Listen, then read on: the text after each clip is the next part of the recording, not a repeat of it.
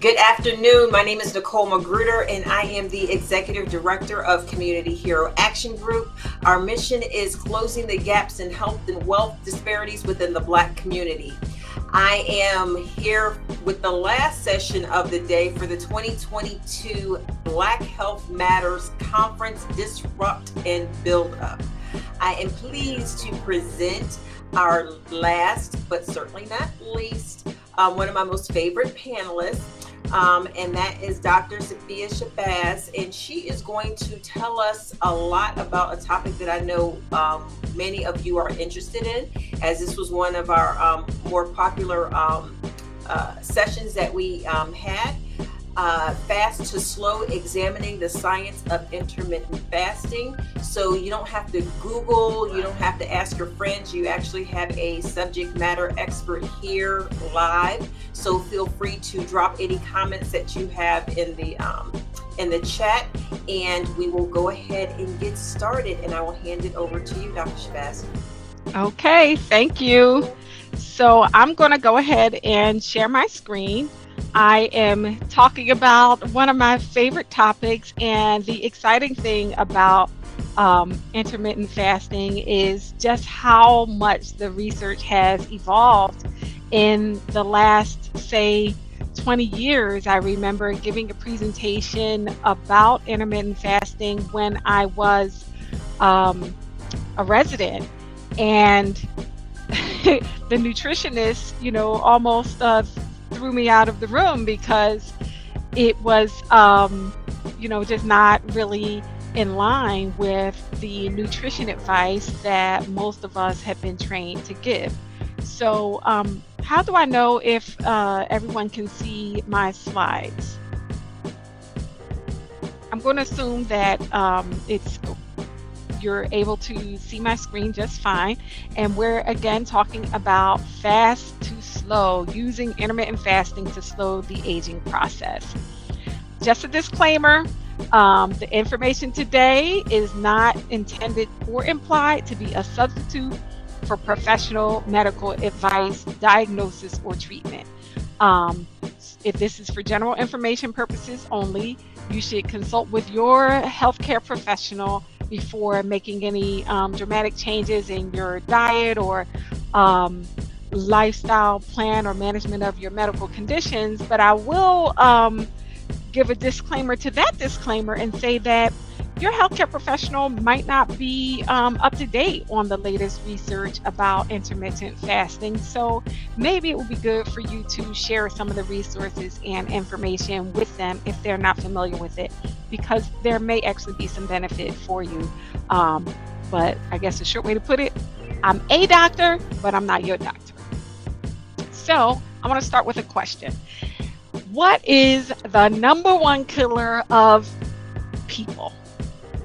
And so I don't know, I can see if anyone types any answers in the chat. I could see it, but I will just let it hang there for a little bit of suspense and then move on to answer this question, because the number one killer is, you guessed it, food. The number one killer of people, if you look at the root cause, is food. So in 2021, even in the throes of a pandemic, the top causes of death, heart disease, cancer, and COVID-19 were the top 3 causes of death in 2021. And really, even when we think about the pandemic, all 3 of these top 3 causes of death have strong links to food factors. We know that obesity was one of the leading risk factors that tripled your risk of dying, or I can't remember whether it was dying or being hospitalized, but it dramatically increased the risk that you were faced with if you contracted COVID-19 if you suffer from the medical condition of obesity. So, a little funny here. Now it's time for our News One special feature, Stuff Your Face, with local news reporter Max Moore. Today we visit Chunko's Diner, where you get more. And of course, more is the little grim reapers there of heart disease, diabetes, hypertension, and we could probably draw another one on here, unfortunately, with the pandemic that is slow to get out of here. So, just so that we can ease into the topic about humans, I thought it would be good to share something. I'm always on the lookout for information about intermittent fasting. I'll share my bias with you in a second about why that is. But a few years ago, I was doing a research project with my daughter about the monarch butterfly. And when you look at the monarch butterfly and how it migrates, every year they have 4 generations of monarch butterfly. And this last generation, the 4th generation, that is the generation that's going to have to make the 5,000-mile trip to a certain area in Mexico for the winter. And what we know about the monarch butterfly is that the average lifespan of the first 3 generations is about 2 to 6 weeks. But then this last generation, the generation that needs to make that 5,000-mile trip to the breeding grounds, there's spring breeding grounds, but make this overwintering area, the trip to the overwintering area, they have a lifespan of 9 months. That's like a ridiculous multiplication in lifespan of this butterfly. And it turns out that the reason this happens, or the way it happens, is because as the nectar from the various flowers starts to get more scarce, the survival genes in the monarch butterfly are turned on. And that allows this last generation of monarch butterfly to live 9 months when the previous 3 generations only lived 2 to 6 weeks. So here is where I share my bias, because I was raised in the Nation of Islam, and one of our dietary practices is to eat 1 meal a day. I don't know if you've ever seen this book, How to Eat to Live. Well, from a religious perspective, I followed this before I understood the science of why it works. But in the book, the Honorable Elijah Muhammad says if you eat 1 meal a day or 1 meal every other day, it will prolong your life. So, a lot of people might look at 1 meal a day as a diet for weight loss, but what in that book, what he said was it would prolong your life. He said you must not eat between meals. Try to eat at the same hour tomorrow as you eat today. And do not even drink juices, milk, soft drinks between meals. So what this is fasting every day. It's known as intermittent fasting in the scientific literature. And then recently, when I was refreshing for this presentation, I realized there's a lot of terms to get more specific about the type of fast that is even more detailed than that. But what we know is that when they've looked at this research, and they've been researching caloric restriction in the last 20 years, that has sort of that aging research has started to hone in on the fasting research, and the results are consistent. Whether you're talking about fruit flies or the monarch butterfly or mice or primates, when various methods of intermittent fasting are applied to these species, they all live longer. Now, I mentioned that to say that for human studies, there's not a specific study that has currently produced results showing that humans live longer when you eat this way. But we have looked at biomarkers of like blood work, basically things that are associated with living longer. Those things do seem to be consistent with what we would expect if we follow people for 70, 80. I mean, nowadays it's quite possible that people can live 120 years. Someone being born today could possibly live 120 years, or who knows if we have additional scientific advances beyond that, where that would be a pretty long study, and we haven't quite gotten there. But so far, every species that's been tested in, it works. even started feeding our rabbit um, less. Rabbits will just eat all day long, and we let our rabbit fast so that he can live longer. We like Jasper. So this method, just getting into the science, caloric restrictive and intermittent fasting diets have been proven to prolong or expand the lifespan of a number of different species. And when we talk about caloric restriction, we're generally talking about cutting the calorie intake by about 30%. Which is doable, but I will say is hard. So if the typical American diet is about 2,000 calories, to cut it 30% means you would need to cut 600 calories from that daily diet. So basically have about 1,400 calories a day. And I don't know about you guys, but I like to get full when I eat. And many people find it difficult to restrict their calories like that, down to 1,400 calories a day. But most of the benefits, really more benefits in terms of the research that's been done, has been not so much with just eating like a bird all day and having very little intake, but even if you kept that intake the same, but just limit when you're taking in the food to a certain number of hours a day, you can actually get all of those benefits and then some. And of course, with intermittent fasting, they have really, teased out a lot of different methods. What I described about eating one meal a day would be considered time restricted feeding. So now for us in the nation, that's been, usually that time is a pretty short window. Like it's supposed to be a 2-hour window between 4 and 6 p.m. that you're eating. Most people, they might start eating at 4, but not stop at a specific time. But that still would be an example of time restricted feeding.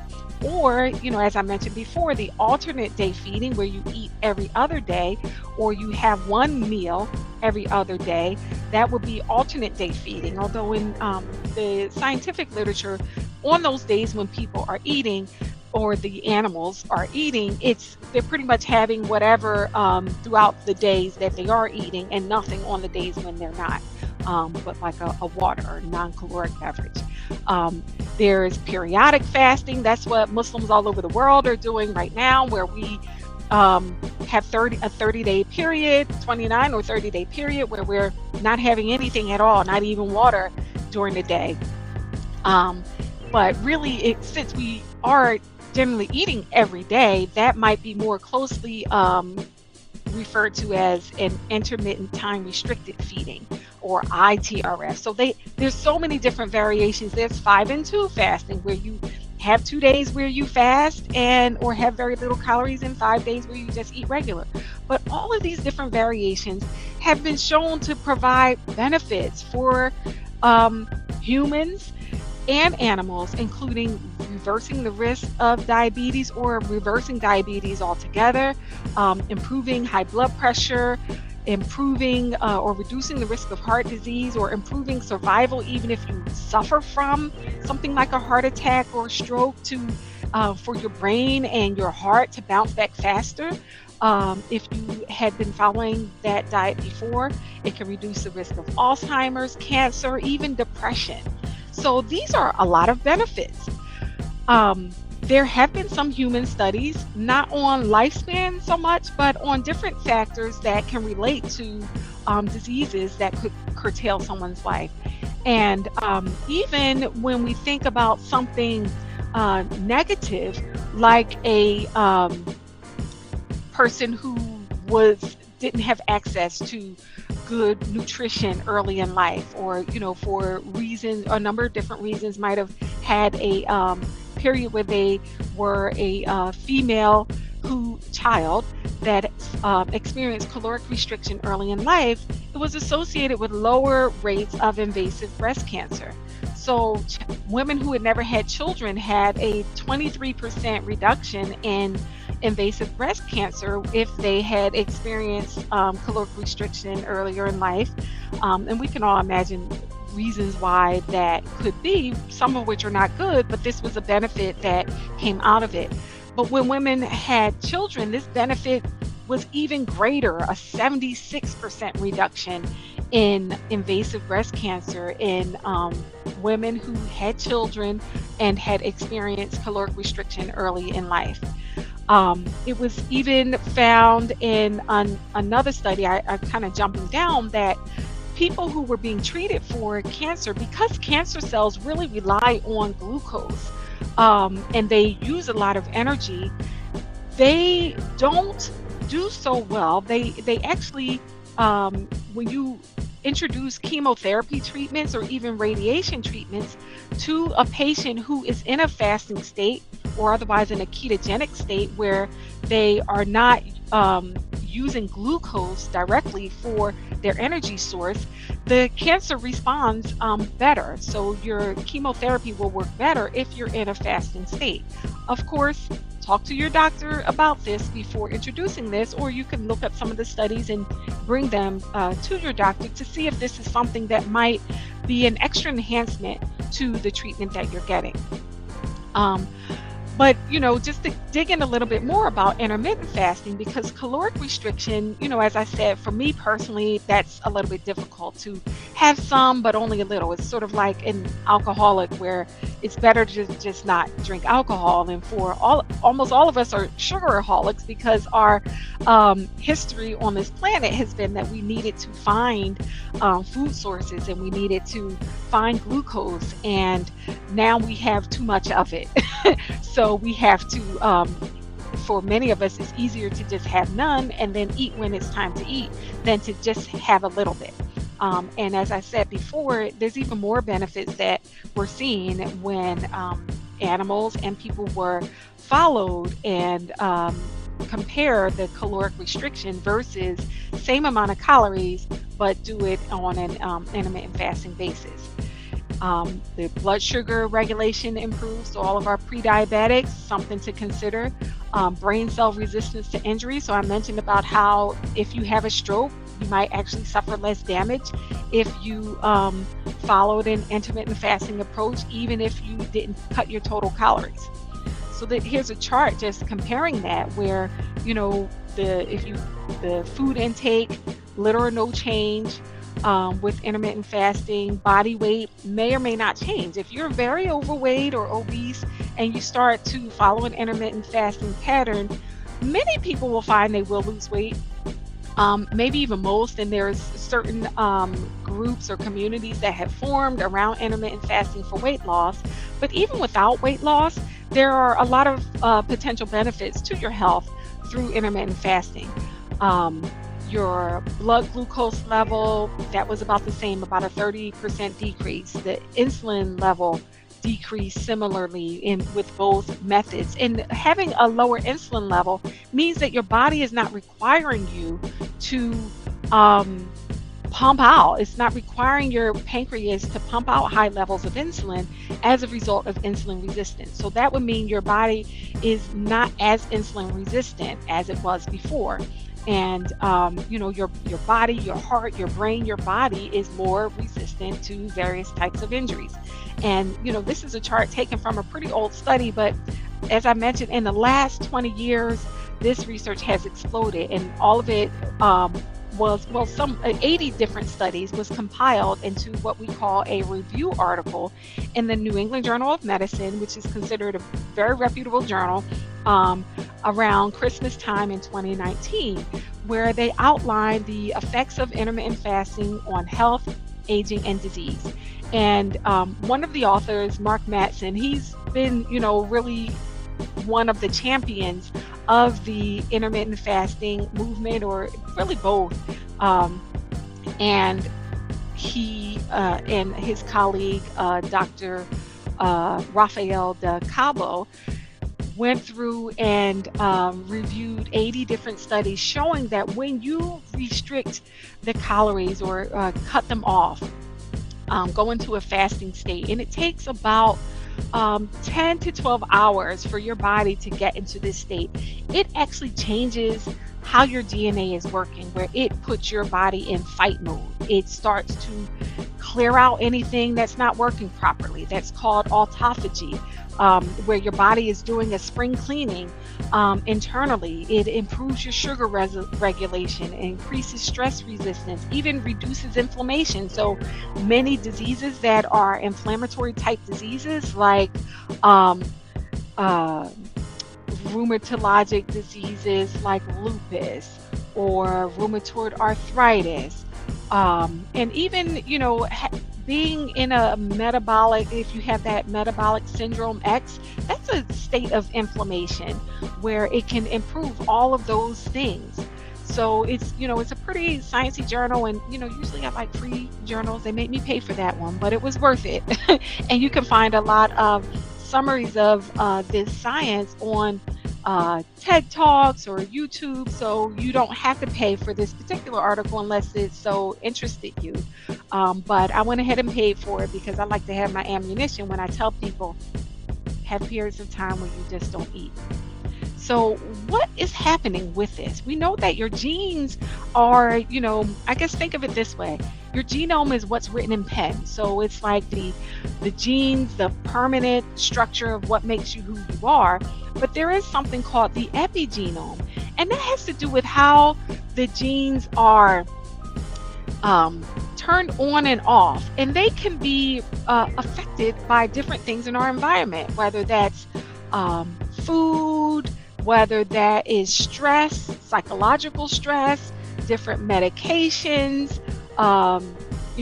pesticides or other toxins in the environment. They can actually affect what genes are turned on and off.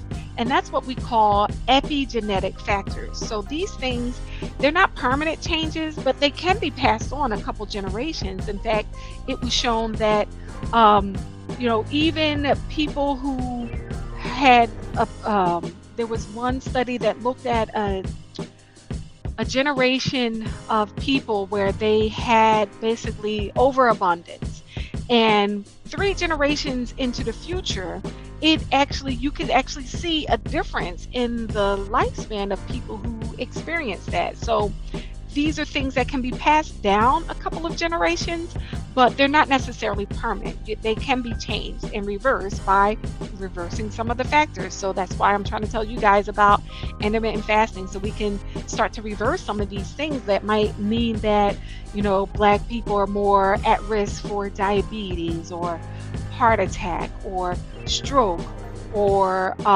even death from COVID-19. We can begin to do different things with our diet and the timing of our diets, even if we don't change what we have, that could maybe pull some of this back.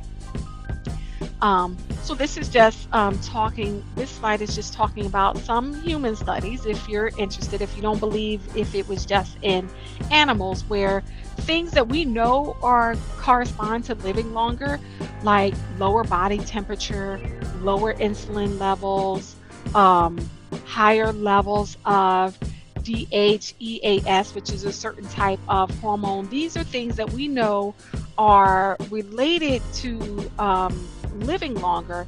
And so when we do caloric restriction and intermittent fasting, all of those markers that we can measure without actually following someone for 100 years, they do make a big difference in those levels when you follow this dietary pattern. So try it, trust me.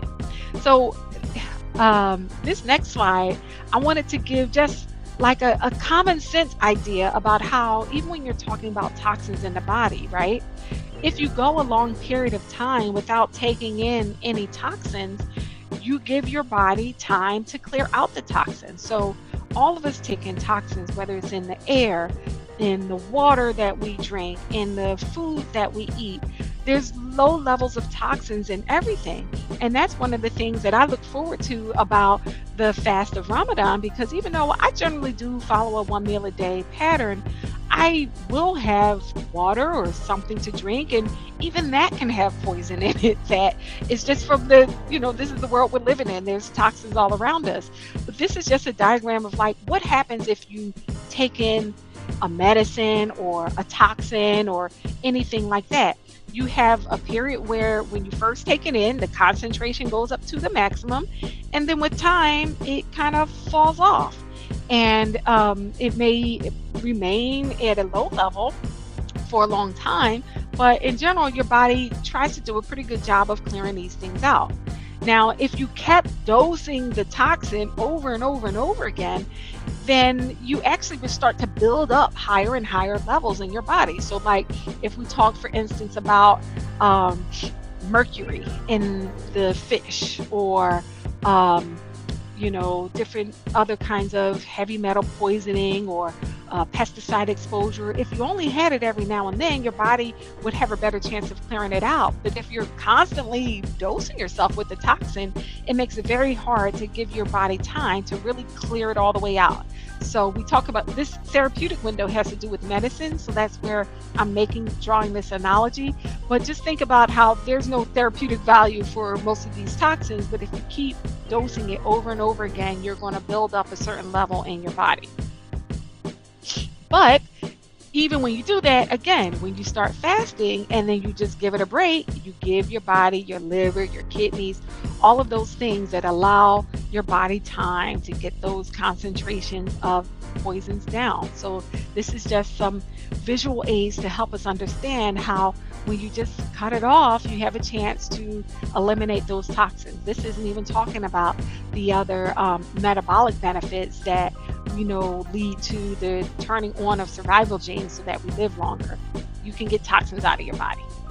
So just transitioning from the science, and we will have time for questions. There might be people who have some questions about all of this sciencey stuff that I share, but basically the general point is take a break. Take a break from eating. We were told breakfast is the most important meal of the day, or you must eat 3 meals plus snacks, or 5 small meals a day. But we can consider incorporating intermittent fasting as a way that is supported by the current scientific research of improving our health. Of course, again, check with your healthcare professional, but they might not be aware of this latest research. So we might need you to help them out by bringing them some of the latest research so that they can better guide you about how to incorporate this potentially life-saving and life-prolonging method of eating to improve your health. You want to make a plan, and I'm going to give you some tips about how you can start to incorporate this. But don't try to go from you eat all day every day to you only eat from 4 to 6 p.m. every day, or you eat every other day, or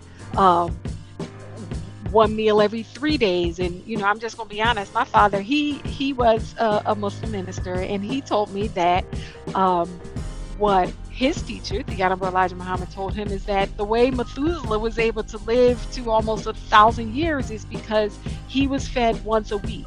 And there are people who actually would do this, and still do, eat 1 day a week. I'm not telling you to eat 1 day a week, but if you just start by not eating all day long with snacks and all of that, and start to pull that in, you can experience some health benefits. Most likely, check with your doctor. So here's a method, and this is pretty closely aligned with that New England Journal article I told you about, of trying to encourage people to gradually incorporate this into their life. So for a month, you could start with making sure or planning a 10-hour window when you are going to take in calories. So 10 hours could be, just using this diagram, let's say you start taking in calories at 10 o'clock in the morning, and you stop taking in calories at 8 o'clock at night. So from 10 o'clock in the morning till 8 o'clock at night, that is when you take in calories. After 8 o'clock, you don't have anything else until 10 o'clock in the morning. Now, there are people who are going to be like, but I need my coffee in the morning. Okay, you can have coffee, but Don't put cream in it. Don't put sugar in it, because then you're not fasting. Your body is not passing whole cheeseburgers through the bloodstream. All your body really knows is it glucose here, fat, protein, and it can sense when there are calories there that can be converted to energy. So 10-hour window, you can do that, and you don't even have to do it every day. You could try doing it for 5 days a week, just getting started. Do that for a month. Do a checking on your body. How's that working for you? Then maybe try doing that 7 days a week. Then when you feel like you are in a pretty good habit with it, you can narrow down. And most people stay in this range, is 16-8. 16 hours of fasting, 8 hours of feeding. So with this, let's say starting at noon. But again, it could be starting at 10 o'clock and go to 6 p.m. Or you could start at noon and eat between noon and 8 p.m. And then the other time, starting at 8 p.m., you fast. You fast. You fast until the next day at noon. And then you eat and eat and eat until 8 p.m. and then you start all over again. So you can do that 5 days a week and see how you do. Maybe get some lab work. At that point, you'll be at the 3-month mark. You can maybe get your A1C checked if your doctor agrees, or take a look at what your blood pressure readings were when you first started and compare that to when you're 3 months in, or your average blood sugar readings if you are pre-diabetic or have diabetes, or even your weight, and see how that is working for you. And if everything is going well, you can keep going to follow that pattern for 7 days a week. And there are people who restrict more, as I said. Generally, I try to keep that window narrow, down to 6 hours or 4 hours. If you are healthy enough to do that, or if you feel like it's a good balance for you. But this, you want to try to have at least a 10 to 12 hour fasting window in order to turn on all those survival genes. Okay, so most of us, while you're sleeping, you're not eating. There are people that have they sleepwalk and they go in the kitchen and they're eating in their sleep. But in general, if you get 8 hours of sleep, you're fasting for 8 hours already. So if you just prolong the time before you start taking in calories, or maybe start a little before you go to bed, that fasting, it really shouldn't be too much of a disruption to your life to start to incorporate this. And of course, I mentioned that there's a whole bunch of different variations on this theme. There's, skipping meals when you can. There's fasting for 2 days out of the week and eating regular the other days. There are people that do this for health. There are a lot of Muslims who do this as part of a traditional fast, the fast of David. We are taught that he fasted 2 days out of the week. And even Prophet Muhammad, peace be upon him, fasted 3 days out of the month, which is another thing that we do in the nation. But there's a lot of different variations, but however way fits your preference and your lifestyle and what you think you could stick to, because being consistent is one of the most important things. If you only do something here and there, you're not going to get the same benefits as if you can maintain it for months and years even, to really get those benefits on your long-term health. There's even helpful apps that are out now that I was able to find fasting for. Some of them are paid or might have upgrades where you have to pay. And, all of it might not be necessary, but sometimes if you have a community, there's probably Facebook groups, intermittent fasting Facebook groups, and other communities. There are so many more resources now that people have started to catch on with the benefits of that this can provide to your health, where it's easier to do it because there's many more people doing it with you. I remember being surprised. Now, I don't know about his foray into politics, but Herschel Walker is an athlete actually who has followed intermittent fasting in terms of eating 1 meal a day through his career. And, he actually is a pretty good example of what it looks like when someone has taken advantage of this health practice as far as his physical health. So in summary, we know that many people suffer from illnesses that really, if you track back to the root of it, they're food-related illnesses, whether that's diabetes, heart disease, cancer, and even severe consequences of COVID-19. And we also have scientific research that has really retired this idea that you've got to have 3 meals plus snacks. Although there might be some people who benefit from that on a short-term basis for their weight loss plan, because that was something else I meant to mention, that people get concerned that if you fast, you're going to slow down your metabolism. And that's a real concern because that's exactly what it does, which is why it helps you to live longer. So, yes, speeding up your metabolism, if you wanted some short-term results in terms of weight loss, it might be better to eat in a way that really revs up your metabolism. But if you're really looking for the long term and wanting to preserve your health and preserve your life, then maybe once you get the benefits you need from that weight loss plan, you can consider transitioning to a more intermittent fasting regimen. It's not used enough. We don't really encourage people to do it enough in the medical field. We tend to over rely on our medication tools and under rely on dietary tools, in part because it takes time to really teach people and coach people about that. So I even myself, I know this is important. I might not spend enough time on it because we're really rushed. The system really condenses a lot of things that we're trying to do in a typical doctor's visit, where we might not focus as much on this, but it's inexpensive. Most of my patients, they don't really want to take medicine for their conditions, and this is something that if you did it and did it well, it might help. We have solid scientific research, and there's a number of different variations of how you can do it and still get a benefit. So that is what I wanted to share.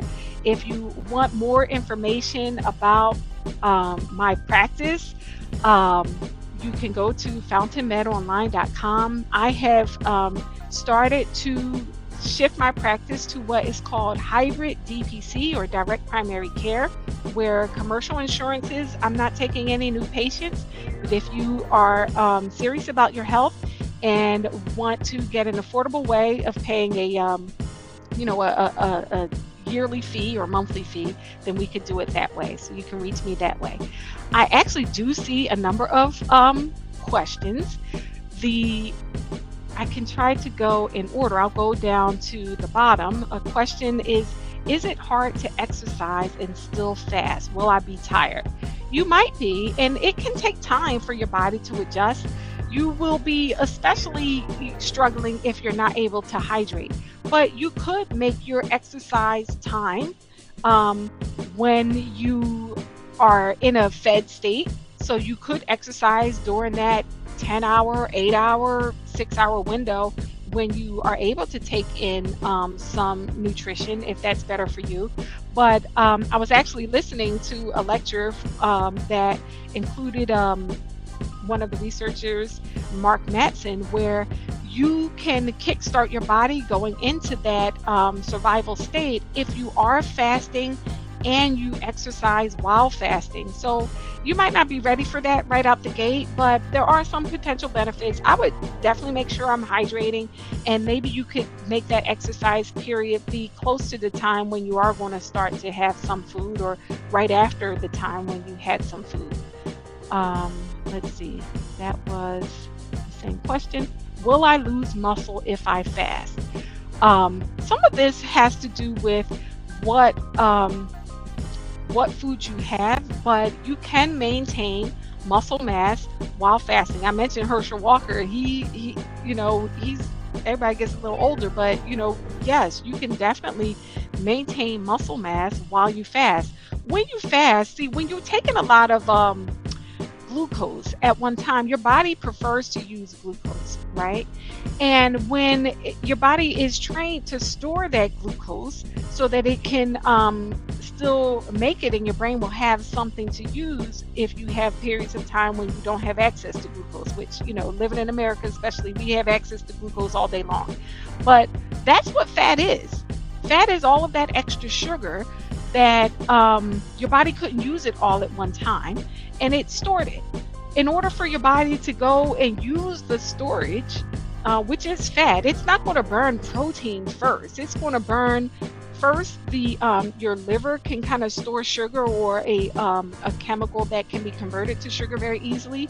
But once that is used up, which is after about 10 hours, then it's going to go to that fat and burn the fat. So you don't really need to worry about losing muscle if you are having a well-balanced meal. When you do eat, you should be able to maintain muscle, but you won't ever get to burning the fat if you're constantly giving your body an easier source of sugar, which is just sugar, eating the carbs. So fasting, or even fast mimicking diets, and I don't have time to get into that, where you basically can have your body thinking that it's fasting because it's no easy glucose for it to access. But no, you should burn that fat, which is sugar that your body stored for hard times, which is what your body senses when you're fasting. And then let's see, the last question that I see here is, do insurances normally pay for lab tests for pre and post diet changes when a doctor writes the order for it? You know, this is one of the reasons why I have decided to incorporate direct primary care into my practice, because who knows what the insurance company is going to pay for. They should. Typically, Medicare is especially tricky though, because they have like very solid, strict rules about what tests they're going to pay for and when, and what diagnoses are associated. But typically insurance, like a Medicaid or even commercial insurances don't typically give a lot of pushback, but you have to understand your insurance. You might have a deductible where your insurance isn't going to cover anything until the deductible is met. But, you can actually have arrangements directly with the lab where the test might really only be $8 or $10 or something less than that. And if you paid directly for the test and didn't use your insurance, it will probably be dirt cheap. But you might want to figure that out with your health insurance first.